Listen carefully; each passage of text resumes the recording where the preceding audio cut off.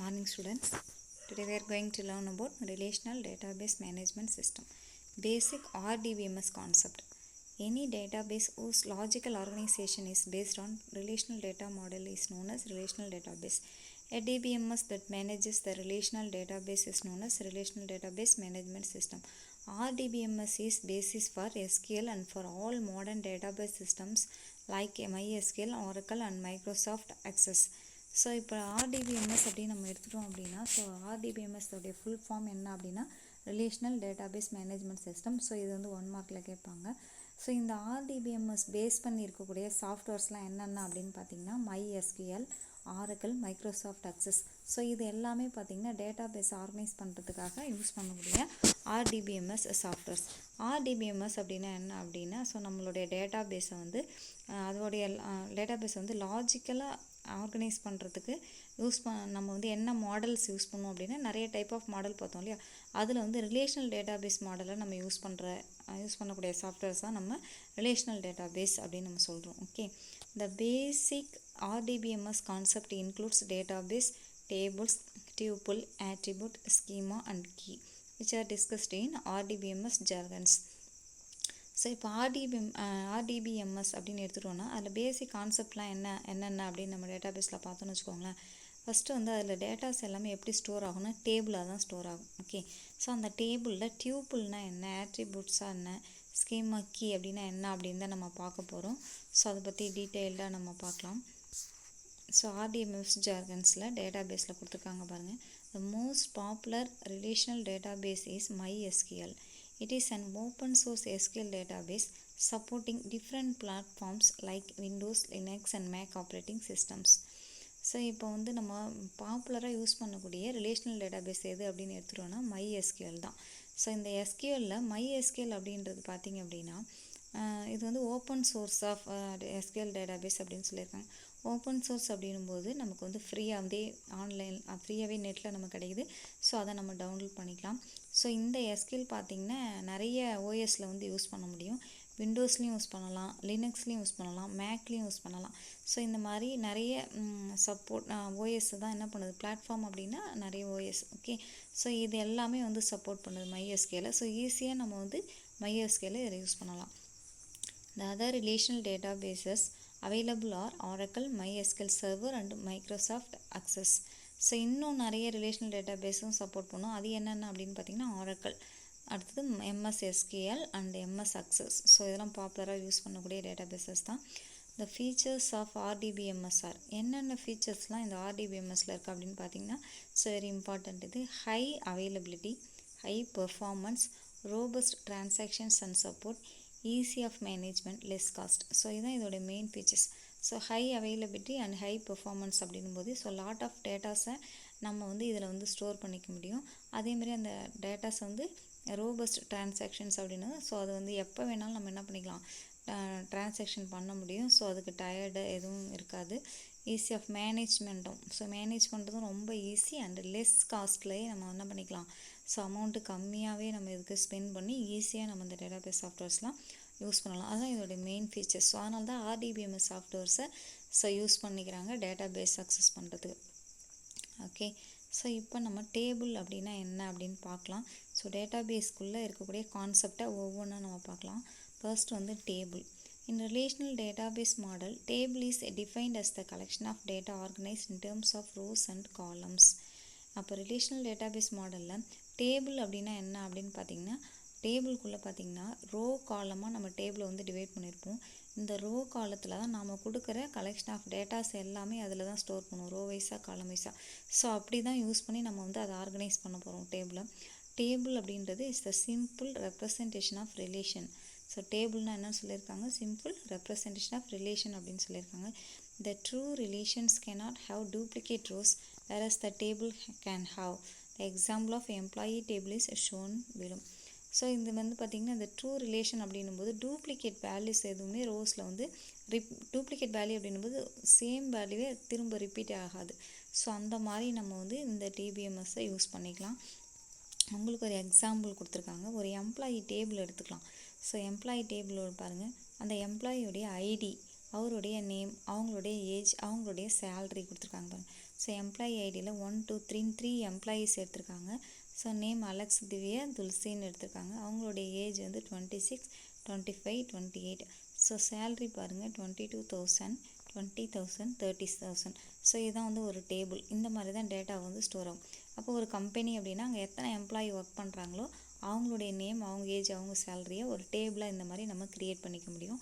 So ஈஸியாக இந்த மாதிரி ஆர்கனைஸ் பண்ணிக்க முடியும். இதில் அலெக்ஸ் அப்படின்னு ஒரு நேம் இருக்கு பாருங்கள். அலெக்ஸோடைய ஐடி 1, அவருடைய ஏஜ் 26, அவங்களுடைய சேலரி வந்து 22,000. ஸோ இதுதான் ஒரு ரோ அப்படின்னு சொல்கிறோம். ஓகேங்களா? அதே ஒரு காலம் அப்படின்னு எடுத்தோன்னா, இப்போ ஏஜ் அப்படின்னா அது ஒரு காலம். ஏஜ் அப்படின்னும்போது எல்லா எம்ப்ளாயோடைய ஏஜ் காமிக்குது, அது ஒரு காலம். சேலரி அப்படின்னா அது ஒரு காலம். நேம் அப்படின்னா அது ஒரு காலம்ஸ். ஓகே, ஸோ இதை தான் அவங்க சொல்கிறாங்க. நெக்ஸ்ட்டு காலம் தான் சொல்லியிருக்காங்க பாருங்கள். The table consist of several rows and columns. Table can be divided into smaller parts in terms of columns. இப்போ ஒரு டேபிள் அப்படின்னா அதில் நிறைய ரோஸ் அண்ட் காலம்ஸ் இருக்கும் இல்லையா? ஸோ அந்த டேபிளை வந்து ஒரு ஸ்மால் பார்ட்டை டிவைட் பண்ணுறது தான் காலம் இல்லையா? இப்போ ஐடியும் நேமை மட்டும் வச்சா ஒரு ஸ்மால் டேபிளாக க்ரியேட் பண்ணிக்கலாம் இல்லையா? அந்த நேமு சேலரி மட்டும் வச்சு ஒரு ஸ்மால் டேபிளாக க்ரியேட் பண்ணிக்கலாம். அந்த மாதிரி நம்ம சிம்பிளாக கூட நம்ம பிரிச்சுக்கலாம். Each column is known as attributes. So இதெல்லாம் வந்து நீங்கள் அண்டர்லைன் பண்ணிக்கணும். ஸோ ஒவ்வொரு காலமையும் நம்ம என்னென்னு சொல்லுவோம் அப்படின்னா ஆட்ரிபியூட்ஸ் அப்படின்னு நம்ம சொல்லுவோம். இந்த employee table 4 attributes are available, namely ID, name, age and salary. So employee டேபிளில் பார்த்தீங்கன்னா 4 attributes இருக்குது. ஸோ என்னென்ன attributes சொல்லியிருக்காங்க? அவங்களுடைய ID, name, age, salary. So attributes அப்படின்னா அந்த டேபிளோடைய பார்ட்ஸ், அதை உறுப்புகள் சொல்லுவோம்ல, அதான் காலமுடைய நேம். இல்லாட்டி ஃபீல்டுன்னு கூட நம்ம சொல்லுவோம், ஃபீல்டு நேம் அப்படின்னு சொல்லுவோம். ஸோ அதை வந்து இங்கே ஆட்ரிபியூட்ஸ் அப்படின்னு சொல்கிறோம். The attribute is defined in a table to hold values of same type. This is known as attribute domain. So இதை நல்லா நோட் பண்ணி வச்சுக்கோங்க. ஆட்ரிபியூட் டொமைன்னா என்னன்னு கேட்பாங்க. ஸோ ஒவ்வொரு ஆட்ரிபியூட்டும், அதாவது ஒவ்வொரு காலமும், ஓகேங்களா?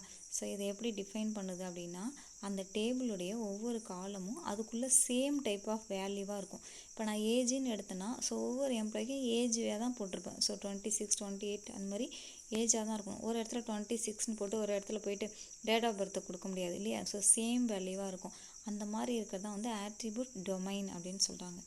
Okay, in the employee table the name field will hold only characters, not the numbers in it. அதுக்கு தான் எக்ஸாம்பிள் கொடுத்துருக்காங்க பாருங்கள். இப்போ எம்ப்ளாயி டேபிளில் நேமில் போயிட்டு நேம் மட்டும்தான் கொடுக்க முடியும். அதில் போயிட்டு நம்ம வேறு ஏதாவது நம்பர் போட முடியுமா அப்படின்னா போட முடியாது. இப்போ ஒரு எம்ப்ளாயோடைய நேம் வந்து 1678ன்னு கொடுக்க முடியுமானா கொடுக்க முடியாது இல்லையா? அதுதான் சொல்கிறாங்க. அந்த மாதிரி கொடுக்க முடியும். அப்போ உள்ளே இருக்கிற டீட்டெயில்ஸ் எல்லாம் ரிலேட்டடாக தான் நம்மளால் கொடுக்க முடியும். The vertical entity in a table is known as attribute or column. So vertical entity, அந்த ஒவ்வொரு டேபிள் இருக்கக்கூடிய வெர்டிக்கல் என்டிட்டி என்னன்னு சொல்கிறாங்க? ஆட்ரிபியூட் ஆர் காலம். அதுதான் இவ்வளோ நம்ம சொல்லணும். காலம் சொல்லலாம், ஃபீல்டுன்னு சொல்லலாம், ஆட்ரிபியூட்னு சொல்லலாம். ஸோ மேக்ஸிமம் நம்ம வந்து ஆட்ரிபியூட் அப்படின்னு சொல்லுவோம்.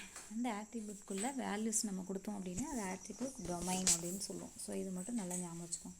ஓகேங்களா? ஒவ்வொரு காலமையும் நம்ம ஆட்ரிபியூட் அப்படின்னு சொல்லுவோம்.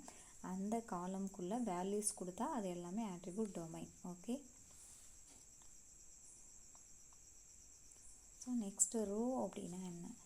A single entry in a table is called as row or record or tuple. So இது ரொம்ப இம்பார்ட்டண்ட்டு. இப்போ பாருங்கள், ஒரு ரெக்கார்ட், இப்போ அலெக்ஸ் அப்படின்னு சொல்கிறோம் இல்லையா? அவங்களுடைய ரெக்கார்ட், ஒரு ரெக்கார்டு, அது ஒரு ரோ. ஸோ 1 அலெக்ஸ் 26, 22,000 அப்படின்றது ஒரு ரோ. ஓகே, அதுதான் ரெக்கார்டு அப்படின்னு சொல்கிறோம். ஒரு பர்சனுடைய ரெக்கார்டு அப்படின்னா அலெக்ஸோடைய ஃபுல் ரெக்கார்டு என்ன அப்படின்னு நம்ம எடுக்கணும். ஓகே, ஸோ அப்படி இல்லைன்னா டியூப்புள் அப்படின்னு நம்ம நேம் சொல்லலாம். Okay, so row or record or tuple. நம்ம காலம் எப்படி ஆட்ரிபியூட் சொல்கிறோமோ அந்த மாதிரி இங்கே ரோவை வந்து டியூப்புள் அப்படின்னு சொல்லுவோம். Set of related datas are represented in a row or tuple. The horizontal entity in a table is known as record or row. So இது வந்து ஹரிசாண்டல் என்டிட்டின்னு சொல்லுவோம் இல்லையா? ஸோ லெஃப்ட் டு ரைட்டில் வரதால இது ஹரிசாண்டல் என்டிட்டி இன் ஏ table அப்படின்னு சொல்கிறாங்க. Okay, நம்ம டேபிளில் இருக்கக்கூடிய ஹரிசாண்டல் என்டிட்டியை தான் வந்து நம்ம ரெக்கார்ட் ஆர் ரோ அப்படின்னு நம்ம சொல்கிறோம். ஓகே, இதில் வந்து டேட்டாஸ் எல்லாமே எப்படி இருக்குன்னு சொல்கிறாங்க? ரிலேட்டடாக இருக்கும்ன்றாங்க. ஒன்றுக்குள்ளே இந்த ரிலேட்டடாக இருக்கும் டேட்டாஸ் எல்லாமே. அலெக்ஸ் அப்படின்னா அவருடைய ஏஜ் 26 இல்லையா? ஸோ அதை தான் நம்ம மென்ஷன் பண்ணோம். அப்போ அதோடைய ரிலேஷன் அது அந்த மாதிரி இருக்கும். ரோ எல்லாமே அப்படி தான் வந்து இருக்கும் அப்படின்னு சொல்கிறாங்க. ஓகே, ஸோ நெக்ஸ்ட் பார்த்திங்கன்னா ப்ரைமரி கீ அப்படின்னா நம்ம என்ன அப்படின்னு சொல்லிட்டு பார்க்கலாம். The candidate key that is chosen to perform the identification task is called the primary key and others are alternative keys.